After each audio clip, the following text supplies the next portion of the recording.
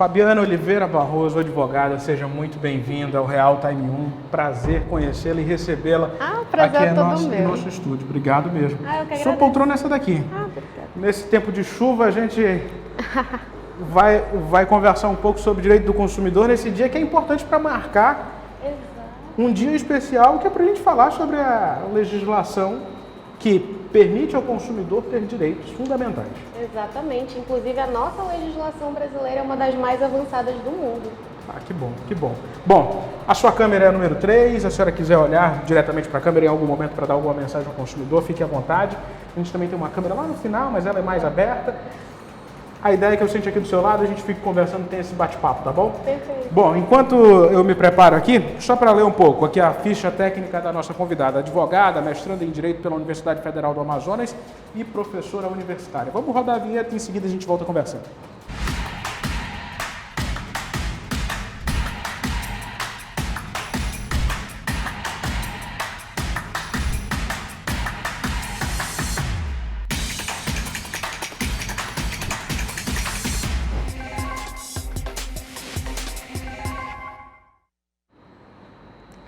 Fabiano, nesse momento em que a gente fala do direito do consumidor, a gente precisa lembrar o que dizem os órgãos de defesa do consumidor sobre as principais reclamáveis. Aquele ranking ainda permanece entre telefonia, energia elétrica, concessionária de água, são as principais? Sim, infelizmente são as reclamações mais recorrentes. E eu vou acrescentar aí, além de ter um problema com a concessionária de energia, de água e também o pessoal que trabalha com telefonia, nós vamos acrescentar também aqui as prestações de serviço, viu? Quem contrata alguém para prestar serviço está tendo muita reclamação no PROCON. Prestação de serviço é uma novidade agora dentro desse ranking aí. Mas vamos falar de cartão de crédito para começar essa nossa conversa. Tem alguns empresários, alguns empreendimentos que cobram um valor diferenciado por determinado produto, seja pelo pagamento em débito ou crédito. O que diz a legislação? É permitido ou não é? Então, essa é uma questão nova, tá, pessoal? Desde 2017 a gente teve uma alteração por meio da Lei 13455, editada na época pelo presidente, então, o Temer, né? E o que acontece, pessoal? É permitido sim fazer uma cobrança, ou seja, um acréscimo de percentual ali sobre a cobrança, né? Por meio do pagamento de cartão de crédito ou débito. Então, se você vai no estabelecimento comercial e tem uma placa, e é importante que tenha uma comunicação visual para que o consumidor esteja ciente, é possível sim ter a cobrança ali de um adicional naquele produto, tá bom? Pelo uso da maquineta, seja na modalidade de crédito ou débito. Mas é importante que o estabelecimento comercial eles estejam o quê? Identificado, com plaquinhas informando, tá? Inclusive dizendo o número da lei. E também estabelecendo o percentual que isso vai ser cobrado. E é no máximo até 5%, viu? Bom, uma outra dúvida muito recorrente nessa questão ainda de cartão de crédito é que às vezes hoje está cada vez mais escasso a gente utilizar o dinheiro físico, né? Muito é o cartão ali, rapidamente, ou o Pix, mas eu nem vou falar do Pix nessa questão. Mas eu quero comprar, sei lá, um produto de baixo custo, um bombom, que seja uma barrinha de chocolate. O comerciante tem direito de recusar a venda se for no cartão de crédito? Não, em hipótese nenhuma. Inclusive, isso é considerado uma prática abusiva contra o consumidor. Isso é crime, tá? Não é permitido que nenhum estabelecimento comercial, mesmo que ele coloque uma placa dizendo que venda de determinado produto somente no dinheiro ou somente no Pix, não é permitido fazer esse tipo de prática. Então, o que o consumidor tem que fazer para se defender nessa hora? Fazer provas de tudo que está acontecendo, se for o caso, gravar a conversa com o atendente, o responsável por aquele estabelecimento comercial, tirar fotos da placa dizendo que só serve se for pagamento em dinheiro para compras pequenas, abaixo de R$5, estabelecendo valores, ou outras situações que vocês sabem que é bem corriqueira, e fazer uma denúncia formal, tanto no PROCON, tá, quanto na delegacia especializada em crimes contra o consumidor. Você vai levar essas provas junto e exigir sempre a nota fiscal, tá? Pode ser R$1 o produto, é direito do consumidor ter acesso à nota fiscal. Não só aquele cupomzinho que fazem uma emissão fria ali na hora do sistema, um recibozinho. É direito do consumidor ter acesso à nota fiscal. E com esses documentos em mão, faça um boletim de ocorrência na delegacia, porque isso é crime contra o consumidor. Bom, o que a doutora está falando agora é a respeito dessa... Vai aparecer aqui na tela para a gente o contato que pode você, consumidor, acessar para o PROCON, para a Delegacia de Atendimento ao Consumidor, que fica na Zona Sul de Manaus. Não esqueça que você é parte fundamental nessa fiscalização. Você precisa entrar em contato às vezes, falar com ele, até para que a gente tenha um ranking, possa estabelecer, ter dados sobre essas dificuldades que os consumidores enfrentam na hora de comprar algum produto. E por falar em compra de produto, comprei, sei lá, uma televisão, um controle. A desistência é diferente para quem compra online e para quem compra como numa loja física. O que diz a legislação para essas duas modalidades? Perfeito, essa pergunta é muito importante porque o consumidor normalmente confunde as informações. Ficou de conhecimento de todo mundo praticamente durante a pandemia que as compras que fossem realizadas fora do estabelecimento comercial, seja por meio da internet, seja por meio de telefonia, né, assinaturas por telefone, essas compras e contratações de serviço poderiam ser canceladas a partir do recebimento do produto num prazo corrido de 7 dias, tá bom? A partir do recebimento do produto ou a partir da disponibilização do serviço. Isso conta também para assinatura de streaming, tá, pessoal? Se você assinou Netflix, acabou de assinar, é uma prestação de serviço, está sujeito ao Código de Defesa do Consumidor. Então, se você quiser se arrepender dessa contratação no prazo de 7 dias corridos, a partir da disponibilização do serviço para você, é plenamente possível. E você vai ter direito ao quê? O reembolso do valor que você pagou. E olha, não é condicionado, eu acho importante a gente comentar isso. Você não é obrigado a dizer o motivo que você resolveu desistir do serviço ou resolveu devolver o produto, tá, pessoal? Não é só nos casos de defeito, não. Mas a gente precisa deixar um adendo aqui, ou seja, uma grande observação.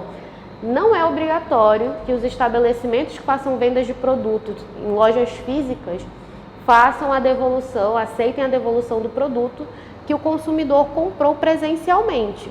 Tá? Opa, isso não é obrigatório. Ou seja, se eu fui no supermercado, fui numa loja de departamento, comprei uma televisão, um celular, eu indo presencialmente, ali é diferente. Exatamente. Ali vai da política da loja, de repente você tem 2, 3 dias, reconhecidamente de algumas lojas de departamento aqui de Manaus, que tem um prazo até bastante expressivo para que você se arrependa da compra. Exatamente.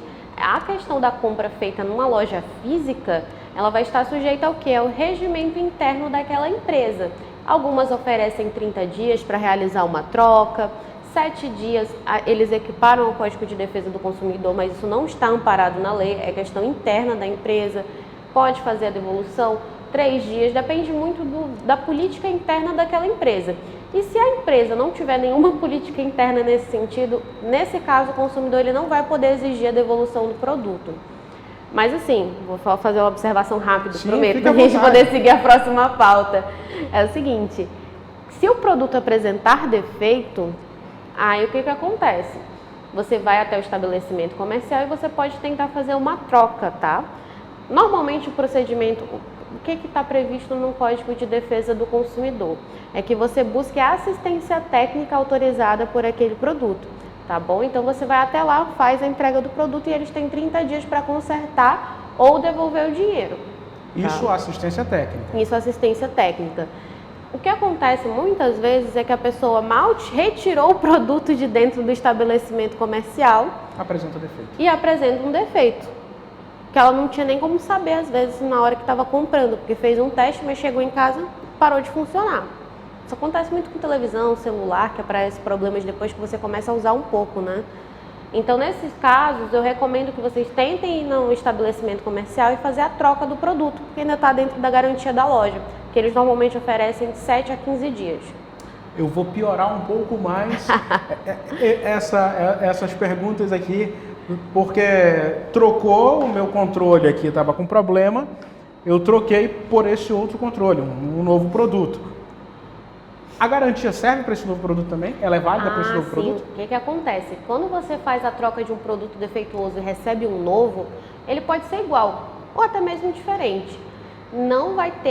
você não vai aproveitar o prazo de garantia anterior, vai ser dada uma nova garantia do zero para aquele produto, porque ele é considerado novo, tá? Entendi. Então, se aparentar algum tipo de defeito de novo, você já tem ali uma nova garantia. Você não vai ter que contar com o prazo da garantia do produto anterior com defeito. Tanto que a loja tem que emitir, ou a assistência técnica tem que emitir uma nova nota fiscal, tá bom? E a partir do prazo contado naquela nova nota fiscal é que você vai ter ali a sua garantia. Quando a senhora começou a atuar no direito, já na área do consumidor e hoje, a senhora percebe uma evolução até mesmo no relacionamento entre empresas e o consumidor? Isso evoluiu até porque a gente precisa também caminhar para frente, dar passos mais adiante. Não, é claro. E assim, como eu falei para vocês, né? A nossa legislação ela é muito evoluída. Ela realmente protege muito o consumidor.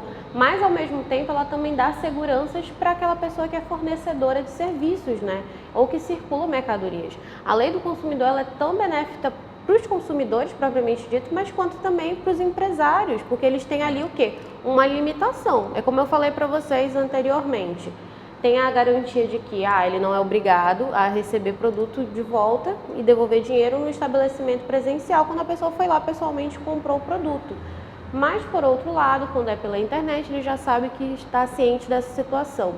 E é muito interessante que dentro do ramo empresarial, e a gente fazendo consultoria, acompanhando os consumidores também, nós vemos uma força-tarefa, essa é a verdade, para tentar o quê?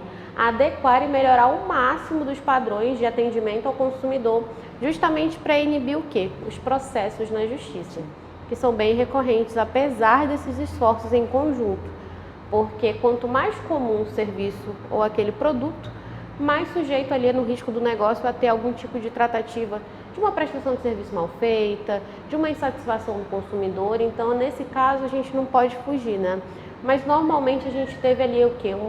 Uma conscientização por parte do empresário, dos deveres dele, enquanto prestador de serviço, enquanto circulador de mercadorias, e nós também tivemos uma grande conscientização do consumidor. Então, da mesma forma em que um tem acesso à informação, o consumidor também está começando a ter mais acesso. Isso torna com que essa relação ela consiga ser mais eficaz. É uma tática para tentar o quê? Trazer o consumidor para mais próximo, manter ali uma qualidade. Ao mesmo tempo, a gente vive na era das redes sociais, então se a gente tem um problema com uma empresa, já acontece de ter aquele famoso exposed, né? As pessoas comentando na internet. E a imagem de uma empresa dentro do ambiente virtual é extremamente importante, porque vai conversar com pessoas que podem ser consumidores no futuro e que deixam de querer aquele produto ou aquele serviço por causa de comentários negativos. Então há uma força-tarefa dentro das empresas para tentar o quê? Frear esses problemas e tentar resolver de maneira mais amigável possível os problemas que acontecem ali no decorrer da atividade empresarial. Agora, esse mesmo relacionamento ele é dificultado do ponto de vista quando eu faço uma compra internacional. Nem sempre eu consigo uma garantia adequada para isso. Realmente. Olha só como é que funciona a questão de compras internacionais, tá, pessoal? É importante mencionar aqui que você vai ter algumas opções. O que é mais comum aqui no Brasil é você ter o quê? Uma intermediária que faça a importação. E o que seria essa intermediária? Uma empresa brasileira, CNPJ brasileiro, que vai fazer aquilo de trazer o produto estrangeiro e comercializar ele aqui no Brasil, por meio de todo o trâmite legal, é claro. Então, assim, você, consumidor final, não vai entrar em contato diretamente com pessoas fora do país, num idioma estrangeiro, para trazer um produto para você em casa. Você tem toda a liberdade de pegar uma empresa já brasileira e comprar por meio dessa empresa, por meio desse intermediário.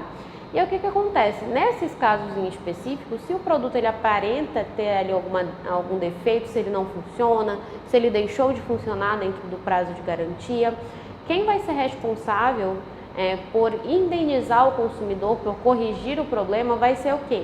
A intermediadora, ou seja, a importadora, desde que a empresa que tem ali produzido aquele produto, ela não tenha sede formal aqui no Brasil. Não tem CNPJ brasileiro. Que não tem CNPJ brasileiro. Aí, nesse caso, a importadora, que é brasileira, vai ser responsável por suprir esse dano ao consumidor. Mas, nos importadora e não transportadora. Há diferença. A gente tem também a responsabilização da transportadora em alguns casos, tá? Quando é comprovado que o produto foi entregue para eles. e eles eventualmente nunca entregaram para o consumidor. Aí os dois vão Ou ser responsabilizados. Visivelmente danificado. Exatamente, ou o pacote chegou molhado, nesse caso é possível responsabilizar tanto a importadora quanto a transportadora. Tá? Assim, é muito importante mostrar que o Código de Defesa do Consumidor ele é realmente uma rede de amparo para todas as hipóteses, né? Mas assim, só se complica essa situação para você buscar garantia quando o CNPJ é de fora do país. Tá? É possível entrar com uma ação? É sim, mas é muito difícil conseguir localizar a empresa, responder o processo aqui no Brasil, e normalmente isso tem um custo um pouco alto. Então, às vezes, dependendo do valor do produto, o consumidor acaba se retraindo e não busca normalmente entrar com esse tipo de processo. Mas uma coisa interessante é que quem faz importação de produtos de fora para consumir aqui no Brasil, eles normalmente pagam o quê? Eles pagam o frete do produto, o valor do produto, paga a importação, né, o imposto de importação, e também paga um seguro pelo envio desse produto. Então, se eventualmente a transportadora causou um dano, ele consegue ser indenizado, mesmo que seja uma transportadora internacional. Entendi, perfeitamente. Bom, para a gente finalizar, doutora, há uma plataforma dedicada, o Reclame Aqui ainda é a referência do ponto de vista de que quero fazer uma compra nesse determinado site aqui. Vou dar uma olhada no ranking de posição de atendimento, de qualidade do produto. Existe a plataforma Reclame Aqui, a gente sabe que existe, mas existem outros mecanismos também? Sim. Hoje em dia as pessoas ainda utilizam bastante o Reclame Aqui, ainda é uma fonte bem segura, porque normalmente as empresas tendem a responder lá por um período de tempo mais curto. Mas eu sempre recomendo que você veja os perfis também individualizados dessas empresas nas redes sociais. Eventualmente você está querendo comprar um produto que foi ofertado, você viu um anúncio feito por um digital influencer. Vá no site oficial daquele produto, de onde é feita a venda daquele produto, olhe os comentários nos sites, que é muito importante, olhe os comentários nas publicações, porque normalmente você consegue ter uma noção sobre a questão, principalmente do serviço de atendimento ao consumidor. Que hoje em dia é muito fácil a pessoa entrar na rede social e fazer ali um comentário. Pelo Reclame Aqui você precisa fazer um registro. Normalmente as pessoas agora, já que a gente está vivendo nessa era integralizada com Instagram, Facebook, as pessoas normalmente buscam esse tipo de tratativa hoje em dia. Fazer um comentário direto, mandar um direct, mandar um e-mail.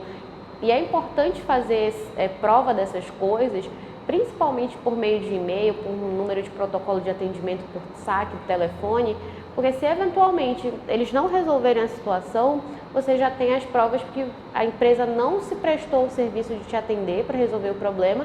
Isso já te dá direito aí de entrar com o processo, inclusive pedindo uma indenização. É isso. Doutora, eu quero lhe agradecer por ter vindo aqui ao Real Time 1. Eu que agradeço. Com certeza essa entrevista vai render vários cortes pelo fato de a gente tirar dúvidas de coisas que no dia a dia incomodam muito a gente ou deixam a gente com aquela interrogação gigante.